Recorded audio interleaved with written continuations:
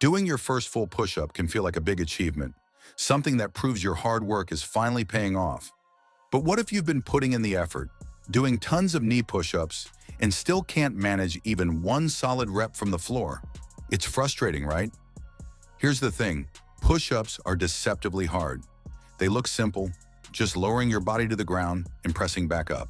But in reality, they demand full body strength, coordination, and control. It's not just about your chest or arms, it's a moving plank. And that's exactly why so many people struggle with them.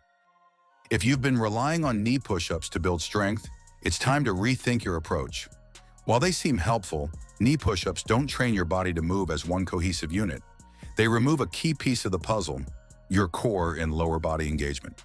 That's why you can feel like you're getting stronger, but still not progressing. Instead, the best way to build up to your first full push-up is by using incline push-ups. Incline push-ups are the ultimate progression tool.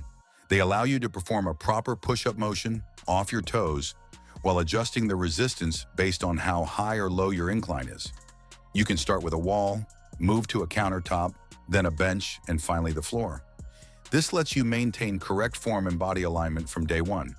As you get stronger, you just lower the incline and make the movement harder without sacrificing technique. Using an incline teaches you the right way to create full body tension. You learn how to drive through your heels, flex your quads, engage your core using a posterior pelvic tilt, tucking your pelvis toward your ribs, and activate your chest, shoulders, and triceps with proper scapular movement. It's not about grinding through reps, it's about learning control and connection. But even with incline push-ups, how you perform each rep matters. That's where 3 key cues come in. First, drive through your heels. Though push-ups are an upper body move, engaging your lower body helps stabilize your core and creates the tension needed to hold proper plank position. This simple cue can fix a lot of common issues like sagging hips or a disconnected movement pattern. Second, grip the ground. Your hands are your foundation, and how you use them makes a big difference. Spread your fingers, press through the entire surface of your palm, and imagine trying to drag your hands together without moving them. This activates your chest more effectively and protects your shoulders and wrists from strain. Plus, it helps you avoid flaring your elbows out, which is a common cause of pain and poor push-up form. Third, engage your back. Many people forget about their back in a push-up, but your scapular, shoulder blade movement plays a critical role in performance and injury prevention.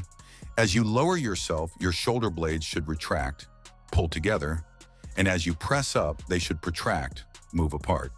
This natural movement supports your shoulders and allows your chest, arms, and core to work together efficiently.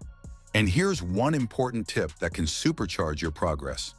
Don't just do more reps at a high incline. If you can do 5 clean reps, lower the incline. It's better to do 1 or 2 solid reps at a harder level than 10 sloppy ones at an easier one. Practicing with perfect form, even in low volume, builds true strength and muscle memory that translates to floor push-ups much faster. Incline push-ups combined with intentional, cue-focused practice help you build a strong foundation. They teach you how to control your body, engage the right muscles, and progress gradually. You're not just getting stronger, you're getting smarter in how you train. This approach also protects you from injury and builds lasting strength that will benefit you in many other exercises. So if you're stuck, frustrated, or feel like push-ups are impossible, don't give up. Switch to incline push-ups, master your form, and focus on those 3 key cues. Drive through your heels, grip the ground, and engage your back. Train with intention, not just repetition. That first full push-up from the floor, it's not a far-off dream. It's a few smart, consistent steps away, and you're already on the path to getting there. And that's all for today. Make sure to check out our other videos for more insightful contents as well. See you soon.